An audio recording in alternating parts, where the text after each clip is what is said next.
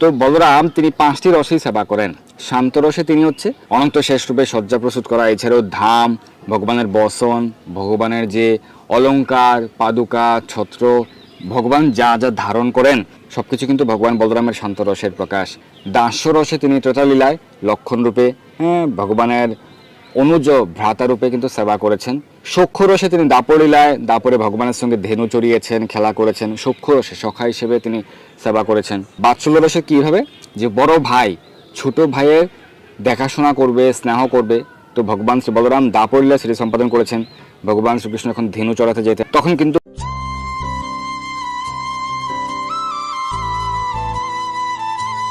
হরে কৃষ্ণ। বলরাম পূর্ণিমা কবে পালন করতে হবে? 2026 খ্রিস্টাব্দের ক্ষেত্রে 28শে আগস্ট 2026 শুক্রবার বলরাম পূর্ণিমা, ভগবান শ্রী বলরামের শুভ আবির্ভাব তিথি মহোৎসব। এটি হচ্ছে শ্রাবণ মাসের পূর্ণিমা তিথি। শাস্ত্র সিদ্ধান্ত অনুযায়ী এটি হচ্ছে শ্রাবণ মাসের পূর্ণিমা। বলরাম পূর্ণিমাকে অনেকে রাখি পূর্ণিমা বলে থাকেন। এদিন রাখি বন্ধন উৎসব পালন করা হয়ে থাকে। আর এটি হচ্ছে শাস্ত্র সিদ্ধান্ত অনুযায়ী শ্রাবণ মাসের পূর্ণিমা। এখন কলিযুগের সাপেক্ষে নানান ক্যালেন্ডারে নানান মাস লেখা থাকতে পারে, কিন্তু শাস্ত্র অনুযায়ী এটি শ্রাবণ মাসের পূর্ণিমা। আর সর্বাধিক বিশুদ্ধ চান্দ্র পঞ্জিকা অনুযায়ী শ্রাবণ মাসের পূর্ণিমাতে হচ্ছে 28শে আগস্ট 2026 শুক্রবার। তো কিভাবে বলরাম পূর্ণিমা পালন করবেন, এদিন কি করবেন, সেই সম্পর্কে আমরা জানবো। তো সংক্ষেপে আমরা ভগবান শ্রী বলরামের সংক্ষিপ্ত মহিমা আমরা শ্রবণ করব। প্রথমে আমরা ভগবান শ্রী বলরামের প্রণাম মন্ত্র উচ্চারণ করে প্রার্থনা করছি। নমস্তে তু হলগ্রাম, নমস্তে মশলায়ুধ, নমস্তে রেবতীকান্ত, নমস্তে ভক্তবৎসল, নমস্তে বলিনাম শ্রেষ্ঠ, নমস্তে ধরণীধর, প্রলম্বারে নমস্তে তু ত্রাহি মাম কৃষ্ণ পূর্বজ। তো এই প্রণাম মন্ত্রের কি অর্থ? নমস্তে তু হলগ্রাম, নমস্তে মশলায়ুধ। হে ভগবান শ্রী হলধর, হে ভগবান শ্রী বলরাম। বলরামের একটি নাম হচ্ছে হলধর, কারণ তিনি হল বা লাঙল ধারণ করেন। এর কি উদ্দেশ্য? সেটি হচ্ছে আমাদের হৃদয়ে ভক্তির বীজ বপনের পূর্বে আমাদের হৃদয় ক্ষেত্রকে কর্ষণ করা। যেমন জমিতে বীজ বপনের পূর্বে কি করা হয়? জমির উর্বরতা বৃদ্ধির জন্য জমি কর্ষণ করা হয় লাঙল দিয়ে। তো সেই কারণে তখন জমির উর্বরতা বৃদ্ধি পায়। তখন যেই বীজ বপন করা হবে সেটি কিন্তু খুব ভালোভাবে অঙ্কুরোদ্গম হবে, ভালো একটি গাছ হবে। তো আমাদের ভক্তিলতা বৃক্ষের ভালো অঙ্কুরোদ্গম বা ভালোভাবে ভক্তিলতা বৃদ্ধির জন্যে, ভক্তি বৃক্ষটি বৃদ্ধির জন্যে আমাদের যে হৃদয় ক্ষেত্র, যে হৃদয় সিংহাসনে আমরা ভগবানকে স্থাপন করব, সেই হৃদয় ক্ষেত্রকে কে প্রস্তুত করেন? ভগবান শ্রী বলরাম। তিনি তার হল বা লাঙল দিয়ে আমাদের হৃদয় ক্ষেত্রকে কর্ষণ করেন, সেখানে কিন্তু ভক্তির অঙ্কুরোদ্গম হয়। তো যদি আমরা কৃষ্ণ প্রেম ভক্তি লাভ করতে চাই, সহজ কথায় যদি আমরা কৃষ্ণ প্রেম ভক্তি লাভ করতে চাই, ভগবান শ্রী বলরামের কৃপা প্রয়োজন। যদি আমরা ভগবান শ্রী বলরামের কৃপা প্রাপ্ত হই, তাহলে আমরা কৃষ্ণ কৃপা প্রাপ্ত হব। তো সেই কারণে ভগবান শ্রী বলরামের নিকট আমাদের প্রার্থনা করা উচিত যেন তাঁর কৃপায় আমরা কৃষ্ণ প্রেম ভক্তি লাভ করতে পারি। নমস্তে মুসলায়ুধ, হে মুসলধারী, আপনি আমার অনর্থ দূর করুন।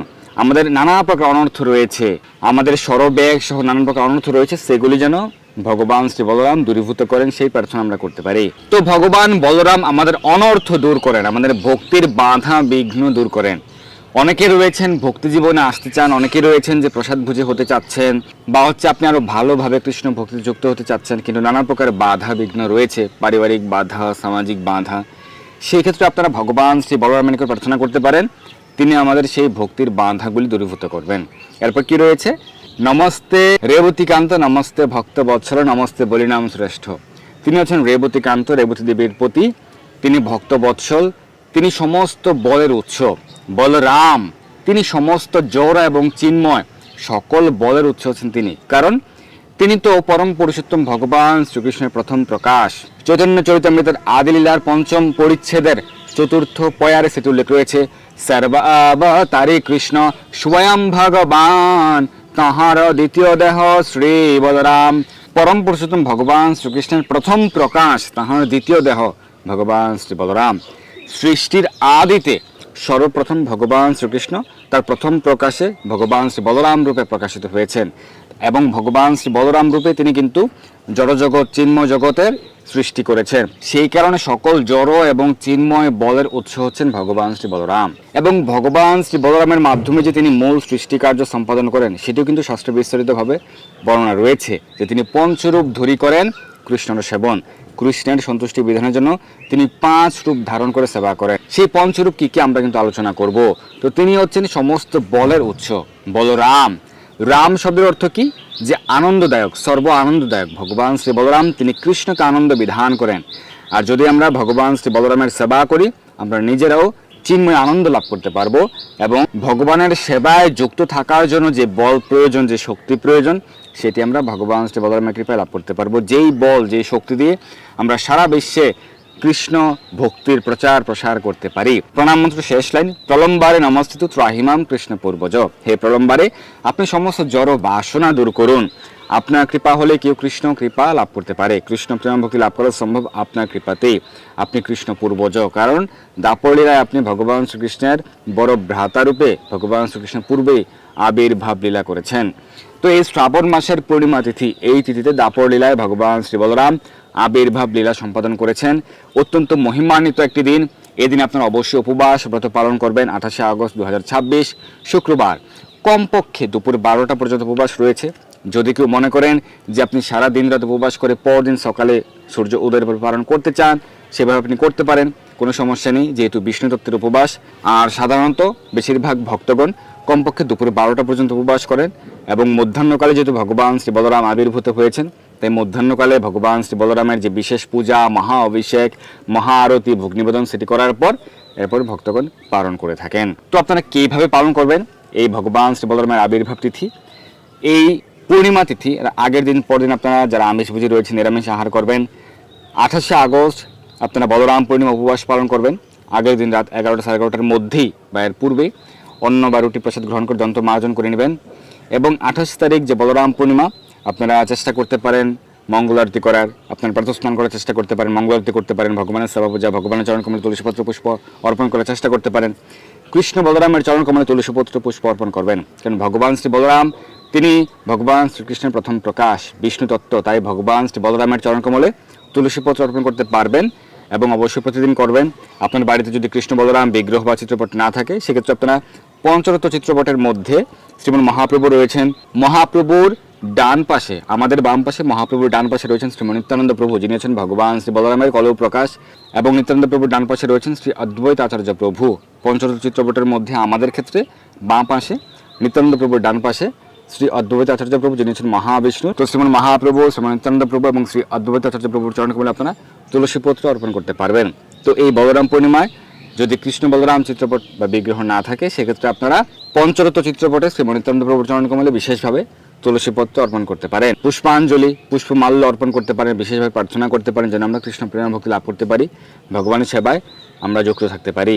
তো দুপুর 12টা পর্যন্ত উপবাস, এবং এই সময়ের মধ্যে আপনারা বিশেষভাবে তুলসীপত্র, পুষ্পাঞ্জলি অর্পণ, পুষ্পমাল্য প্রদান করা, প্রার্থনা করা, এবং আপনারা চাইলে কিন্তু অভিষেক করতে পারেন। যদি বাড়িতে অভিষেক করতে চান করতে পারেন, কৃষ্ণ বলরাম বিগ্রহে বা কৃষ্ণ বলরাম চিত্রপটে বা পঞ্চরত্ন চিত্রপটে করতে পারেন, বা গৌরনীতায় বিগ্রহে করতে পারেন। অনেকের বাড়িতে গৌরনীতায় বিগ্রহ বা গৌরনীতা চিত্রপট রয়েছে। তো গৌরনীতা চিত্রপটে আপনারা তুলসীপত্রে পুষ্পাঞ্জলি এবং মহা অভিষেক করতে পারেন।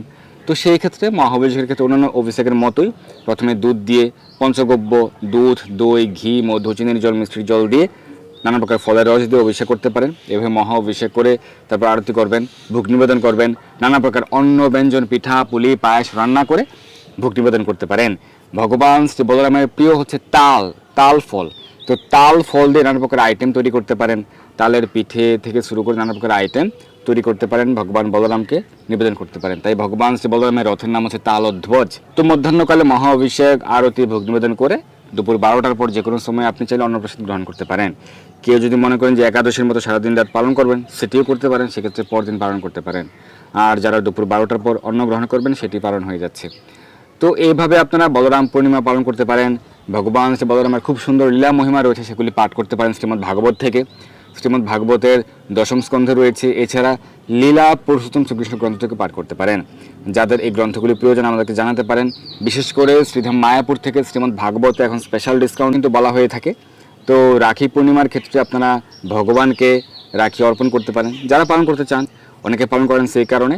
এবং রাখি পূর্ণিমার কি মাহাত্ম্য, কি ইতিহাস, সেই সম্পর্কে আরও বিস্তারিত আলোচনা, পূর্ণিমার সময়সূচি আমরা কিন্তু খুব শীঘ্রই প্রদান করব। রাখি পূর্ণিমা সম্পর্কে আমাদের আরেকটি আলোচনা থাকবে। তো বলরাম পূর্ণিমা সম্পর্কে আমাদের আজকে আলোচনা। সর্ব অবতারী কৃষ্ণ স্বয়ং ভগবান, তাহার দ্বিতীয় দেহ শ্রী বলরাম, একই স্বরূপ দুহে ভিন্ন মাত্র কায়, আদ্য কায় বহু কৃষ্ণ লীলার সহায়। বলা হচ্ছে ভগবান শ্রী বলরাম হচ্ছে ভগবান শ্রীকৃষ্ণ প্রথম প্রকাশ, অভিন্ন, শুধুমাত্র কায় বা শরীরের দেহগতভাবে পার্থক্য রয়েছে। ভগবান শ্রীকৃষ্ণ কৃষ্ণবর্ণ আর ভগবান বলরাম হচ্ছেন শুক্লবর্ণ, এই যে দেহগত পার্থক্য রয়েছে। শ্রী বলরাম গোসাই মূল সংকর্ষণ, পঞ্চরূপ ধরি করেন কৃষ্ণর সেবন, আপনে করেন কৃষ্ণ লীলার সহায়, সৃষ্টি লীলা কার্য করে ধরি চারিকায়। তিনি যে পঞ্চরূপ ধারণ করে কৃষ্ণ সেবা করেন, এর মধ্যে 4টি রূপে হচ্ছে তিনি সৃষ্টি কার্য সম্পাদন করেন। তো ভগবান শ্রী বলরাম তিনি হচ্ছেন মূল সংকর্ষণ, তিনি 5 রূপ ধারণ করেন। একটি হচ্ছে মহাসংকর্ষণ, আরেকটি হচ্ছে কারণাবধিসায়ী বিষ্ণু বা কারণোদকসায়ী বিষ্ণু, আর হচ্ছে গৌরদকসায়ী বিষ্ণু, ক্ষীরোদকসায়ী বিষ্ণু। এই হচ্ছে 4টি রূপ। এই 4টি রূপে তিনি হচ্ছে সৃষ্টি লীলা সম্পাদন করেন। আর পঞ্চরূপ যেটি, পঞ্চম রূপটি, সেটি হচ্ছে শেষ, অনন্ত শেষ রূপে তিনি বিশেষভাবে ভগবানের সেবা করেন। তো তিনি পঞ্চরূপ ধারণ করে ভগবান শ্রীকৃষ্ণ সেবা করেন। আরও উল্লেখ রয়েছে সৃষ্টি আদিক সেবা তার আজ্ঞার পালন, শেষ রূপে করে কৃষ্ণের বিবিধ সেবন। অর্থাৎ শেষ রূপে, অনন্ত শেষ রূপে তিনি আরও বিবিধ সেবা সম্পাদন করেন। তিনি ভগবান শ্রীকৃষ্ণের ব্যক্তিগত সেবা সম্পাদন করেন। তিনি কিন্তু 5টি রসে, 5টি মুখ্য রসে কিন্তু ভগবান শ্রীকৃষ্ণ সেবা করেন। তো 12টি রস রয়েছে, 7টি গৌণ রস আর 5টি মুখ্য রস ভগবানকে ভালোবাসার। এই সম্পর্কে আপনারা বিস্তারিত জানতে ভক্তি রসামৃত সিন্ধু গ্রন্থটি পাঠ করতে পারেন, সেটাও সংগ্রহ করতে আমাদের নম্বর যোগাযোগ করতে পারেন। তো 5টি মুখ্য রস হচ্ছে শান্ত, দাস্য, সখ্য, বাৎসল্য, মাধুর্য। এই 5টি মুখ্য রসের মধ্যে যে কোনো রসে আমরা ভগবানকে ভালোবাসতে পারি, ভগবানের সেবা করতে পারি। এর মধ্যে দাস্য, সখ্য, বাৎসল্য, মাধুর্য হচ্ছে বিশেষভাবে এই কলিযুগের জন্য। আপনারা খুব দ্রুত এই 4টি রসের মধ্যে যে কোনো রসের সেবা করার মাধ্যমে ভগবানের সন্তুষ্টি বিধান করতে পারেন। তো বলরাম তিনি 5টি রসেই সেবা করেন। শান্ত রসে তিনি হচ্ছে অনন্ত শেষ রূপে শয্যা প্রস্তুত করা, এছাড়াও ধাম, ভগবানের বসন, ভগবানের যে অলঙ্কার, পাদুকা, ছত্র, ভগবান যা যা ধারণ করেন সবকিছু কিন্তু ভগবান বলরামের শান্ত রসের প্রকাশ। দাস্য রসে তিনি ত্রেতালীলায় লক্ষণ রূপে ভগবানের অনুজ ভ্রাতারূপে কিন্তু সেবা করেছেন। সখ্য রসে তিনি দাপরলীলায়, দাপরে ভগবানের সঙ্গে ধেনু চড়িয়েছেন, খেলা করেছেন। সখ্য রসে সখা হিসেবে তিনি সেবা করেছেন। বাৎসল্য রসে কীভাবে, যে বড় ভাই ছোট ভাইয়ের দেখাশোনা করবে, স্নেহ করবে। তো ভগবান শ্রী বলরাম দাপরলীলা সেটি সম্পাদন করেছেন। ভগবান শ্রীকৃষ্ণ যখন ধেনু চড়াতে যেতেন তখন কিন্তু ভগবান শ্রী বলরাম দেখে রাখতেন ভগবান শ্রীকৃষ্ণকে। সেটি কিন্তু মা যশোদা নির্দেশ প্রদান করেছিলেন, রোহিণী মা তো নির্দেশ প্রদান করেছিলেন যে কৃষ্ণকে দেখে দেখে রাখবে। ভগবানের সেই বাল্যলীলার মধুর লীলা রয়েছে, কৃষ্ণ বলরামের খুব সুন্দর সুন্দর লীলা রয়েছে। যখন কৃষ্ণ একবার মাটি মুখে নিয়েছিলেন, সেটা কিন্তু ভগবান বলরাম প্রথমে প্রত্যক্ষ করেছিলেন। তিনি কিন্তু সব কিছু জানেন, তিনি ভগবান শ্রীকৃষ্ণ প্রথম প্রকাশ, আর তিনি জানবেন না এরকম কোনো কার্য রয়েছে। তিনি জানেন যে ভগবান শ্রীকৃষ্ণ পরম পুরুষোত্তম, তার ঊর্ধ্বে কেউ নেই, তিনি সমগ্র ব্রহ্মাণ্ডকে ধারণ করে আছেন এবং তিনি শুধুমাত্র মাটি গ্রহণ করেছেন, তাতে কোনো সমস্যা নেই। কিন্তু ভগবানের সঙ্গে তার মাতৃদেবী যে বিশেষ লীলা সম্পাদিত হবে, সেটিকে আরও বেশি আকর্ষণীয় করার জন্য, আরও বেশি সুন্দর করার জন্য তিনি কিন্তু এখানে ভূমিকা রাখলেন। তিনি গিয়ে মা যশোদাকে জানালেন যে কৃষ্ণ মুখে মাটি দিয়েছে। তো এটি হচ্ছে বাৎসল্য রসের প্রকাশ। ভগবান বলরাম তিনি যে এই যে খোঁজ নিয়েছেন কৃষ্ণের যাতে কোনো প্রকার সমস্যা না হয়, এই যে কেয়ারিং ভাব, সেটি হচ্ছে বাৎসল্য রসের প্রকাশ। মাধুর্য রসে তিনি অনন্ত মঞ্জুরি হিসেবে ভগবানের সেবা করেন। এভাবে পঞ্চরসে, পঞ্চরূপে তিনি কিন্তু ভগবান শ্রীকৃষ্ণের সেবা বিধান করেন। তো ভগবান শ্রী বলরাম হচ্ছেন সেবক ঈশ্বর, আর ভগবান শ্রীকৃষ্ণ সেব্য ঈশ্বর, তিনি সেবা গ্রহণ করেন। বৈভব প্রকাশ কৃষ্ণের শ্রী বলরাম, বর্ণমাত্র ভেদ সব কৃষ্ণের সমান। ভগবান শ্রীকৃষ্ণের বৈভব প্রকাশ হচ্ছেন ভগবান শ্রী বলরাম, শুধুমাত্র তাদের বর্ণে পার্থক্য রয়েছে, কৃষ্ণবর্ণ আর শ্বেতবর্ণ, বাকি সবকিছু কিন্তু একই রয়েছে। ক্রিয়া শক্তি প্রধান সংকর্ষণ বলরাম, প্রাকৃত অপ্রাকৃত সৃষ্টি করেন নির্মাণ। এই যে প্রাকৃত সৃষ্টি আর অপ্রাকৃত সৃষ্টি, জড় সৃষ্টি আর চিন্ময় সৃষ্টি, সেটি কিন্তু ভগবান শ্রী বলরামই সম্পাদন করেন। তো এভাবে সুন্দরভাবে শাস্ত্র কিন্তু ভগবান শ্রী বলরামের মহিমা উল্লেখ রয়েছে। আমরা চৈতন্য চরিতামৃত থেকে শ্রবণ করলাম। আপনারা শ্রীমদ্ ভাগবত, লীলা প্রথম শ্রীকৃষ্ণ গ্রন্থ, চৈতন্য চরিতামৃত পাঠ করতে পারেন। এই গ্রন্থগুলি প্রয়োজন হলে আমাদেরকে জানাতে পারেন। এবং 28 তারিখ বলরাম পূর্ণিমা, এই দিন কিন্তু ভগবানের যে ঝুলনযাত্রার শেষ দিন। এই বছর 6 দিন ব্যাপী থাকছে ঝুলনযাত্রা সম্পর্কে আমাদের আলোচনা রয়েছে, আপনারা সেটি দেখবেন। ঝুলনযাত্রা